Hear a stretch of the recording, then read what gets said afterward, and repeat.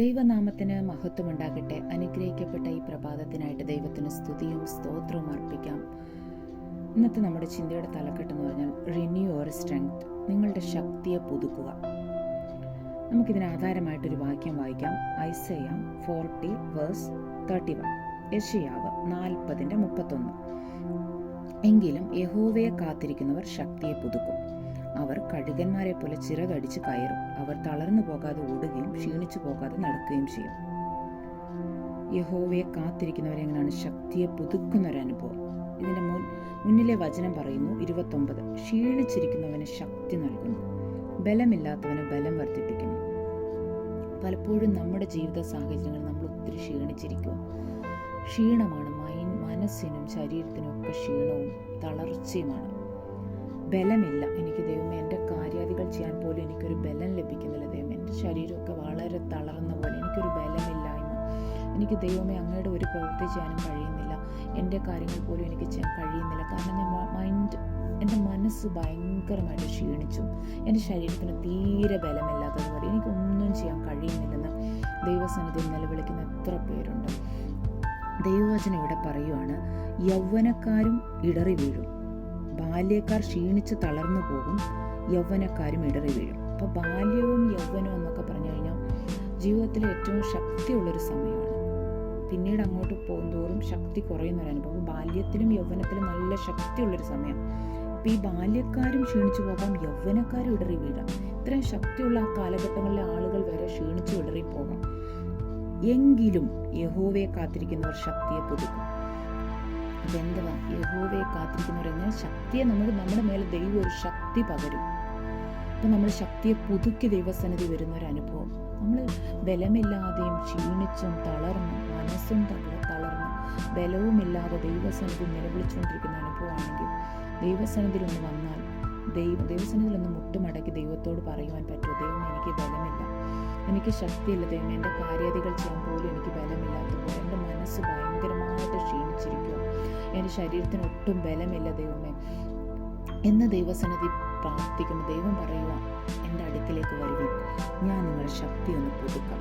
ഇപ്പോൾ ഉള്ളൊരു ശക്തി കൊണ്ട് നിനക്കൊന്നിനും പറ്റുന്നില്ല. ഇവിടെ എന്താ പറയുന്നത്? കഴുകന്മാരെ പോലെ ചിറകടിച്ച് കയറും. കഴുകന്മാരെങ്ങനെ? ഏറ്റവും മുകളിൽ ചിറകടിച്ച് പറക്കുന്ന ഒരു പക്ഷികളാണ്. മറ്റ് പക്ഷികളൊക്കെ താഴെ പറക്കുമ്പോൾ, ആകാശം താഴെ ലെവലിൽ പറക്കുമ്പോൾ, കഴുകൻ എന്ന് പറയുന്നത് ഒത്തിരി ഉയരത്തിൽ പറക്കും. ശക്തിയുണ്ട്, ഒത്തിരി ശക്തിയോടെ കഴുകൻ പറക്കും.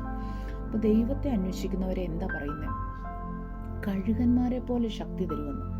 നമ്മൾ വിചാരിക്കും ദൈവം നമ്മുടെ ഈ ശക്തി വെച്ചിട്ട് നമുക്ക് ഈ ആകാശത്ത് പോലും പറക്കാം. സാധാരണ ഒരു പക്ഷിയെ പോലും പറക്കാൻ പറ്റുന്നില്ല, പിന്നെ ഞാൻ എങ്ങനെ കഴുകനെ പോലെ പറക്കുന്നു? പക്ഷെ ദൈവം പറയുവാണ്, നീ ദൈവസന്നിധി വന്നിരിക്കുക, ശക്തി ഒന്ന് പുതുക്കി തരും. ഇപ്പോൾ ഉള്ള ശക്തി പോരാ, നിനക്ക് മുന്നോട്ട് ഓടുവാനുള്ള ശക്തിയില്ല. പക്ഷെ ദൈവസന്നിധി വന്നിരിക്കുക, പുതിയ ശക്തി തരും. ഇപ്പം കഴുകന്മാരെ പോലെ ചിറകടിച്ച് ഉയരുന്ന ഒരു അനുഭവം, മറ്റു പക്ഷികളിൽ നിന്ന് വ്യത്യസ്തമായിട്ട് വളരെ ശക്തിയോടെ ഉയരങ്ങളിൽ പറക്കുന്ന ഒരു അനുഭവം തരുമെന്ന ദൈവം പറയുന്നത്. എന്താ ചെയ്യണ്ടേ? ദൈവസന്നിധിയിൽ വന്നിരിക്കുക, ദൈവസന്നിധി മുട്ടുമടക്കുക. ദൈവം ഈ അനുഭവം മാറ്റി, ഇപ്പം ശക്തിയില്ലായ്മയും ഈ ബലമില്ലായ്മയും ഒക്കെ മാറ്റിയിട്ട് പുതിയ ശക്തി പകരാൻ പോവുകയാണ്. അവർ തളർന്നു പോകാതെ ഓടും. നമ്മൾ ചിലപ്പോഴൊക്കെ നമ്മൾ ഓട്ടക്കളത്തിൽ നമ്മൾ ഓടിക്കഴിയുമ്പോൾ തളർന്നു പോയി, ദൈവമേ ഇനി എനിക്ക് പറ്റുന്നില്ല എന്ന് തളരുന്ന അനുഭവത്തിൽ ദൈവസന്നിധി നിലവിളിക്കും. അപ്പം ഈ ദൈവത്തിൻ്റെ സന്നിധിയിൽ ആ ശക്തി, പുതിയ ശക്തി നമ്മുടെ ഉള്ളിലോട്ട് ദൈവം തന്നു കഴിയുമ്പോൾ, ശക്തിയുടെ പുതിയ അളവ് നമ്മുടെ ഉള്ളിലോട്ട് പകർന്നു കഴിയുമ്പോൾ നമുക്ക് പിന്നെ ക്ഷീണമില്ലാതെ നമ്മൾ ഓടും, തളർന്നു പോകത്തില്ല, ക്ഷീണിച്ചു പോകാതെ. നമ്മൾ നടക്കുമ്പോൾ ഒന്നും അങ്ങനെ ക്ഷീണിച്ചു പോകത്തില്ല, ഓടുമ്പോൾ തളർന്നു പോകത്തില്ല. കാരണം എന്താ? നമ്മുടെ ഉള്ളിലോട്ട് ദൈവം ഒരു പുതിയ ശക്തി ഇട്ടിരിക്കുക. പഴയ ശക്തിയല്ല, യൗവനക്കാരെക്കാളും ബാല്യക്കാരെക്കാളും ഒക്കെ പകരപ്പെടുന്ന ഒരു ശക്തി നമ്മുടെ മേൽ പകർന്നത് കൊണ്ട് നമ്മുടെ ഉള്ളിൽ നമ്മൾ കഴുകന്മാരെ പോലെ ചിറകടിച്ച് ഉയരത്തിൽ പറക്കുന്ന ഒരു അനുഭവം നമ്മൾ തന്നെ വിചാരിച്ചില്ല. നമുക്ക് നമ്മളുടെ മനസ്സിലെ കാൽക്കുലേഷൻ അനുസരിച്ച് നമുക്ക് സാധാരണ പക്ഷികളുടെ കൂടെ പോലും പറക്കാനുള്ള ശക്തിയില്ല. നമ്മൾ എന്ത് പറ്റും?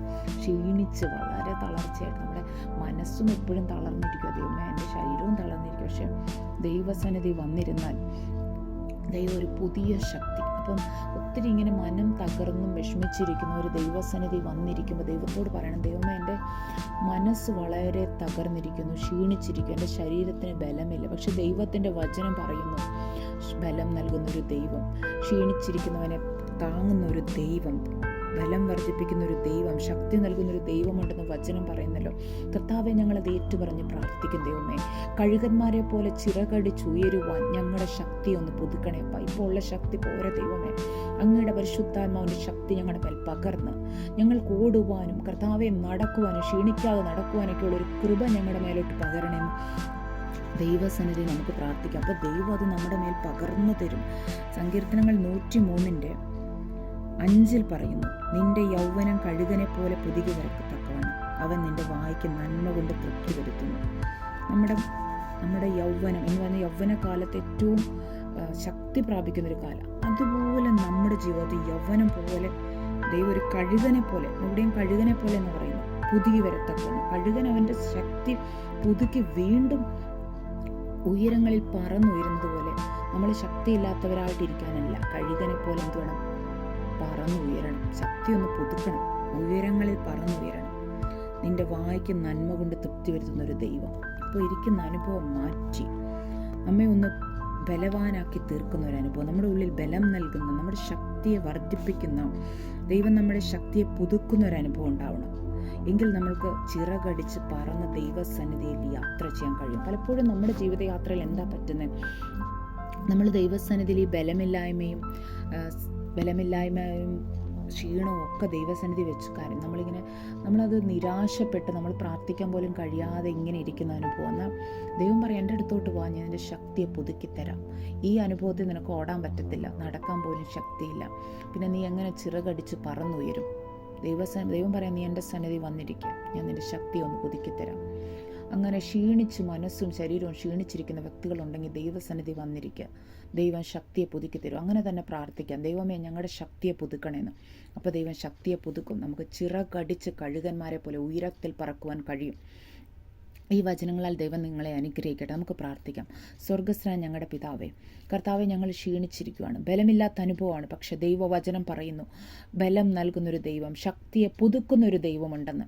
കർത്താവെ, ഞങ്ങളത് വിശ്വസിക്കുന്നു. കർത്താവെ, ഞങ്ങളുടെ ശക്തിയെ പുതുക്കണം. ഞങ്ങൾക്ക് കഴുകന്മാരെ പോലെ ചിറകടിച്ച് പറന്നുയരുവാൻ ദൈവം ഞങ്ങളുടെ ശക്തിയെ പുതുക്കണേ എന്ന് പ്രാർത്ഥിക്കുന്നു.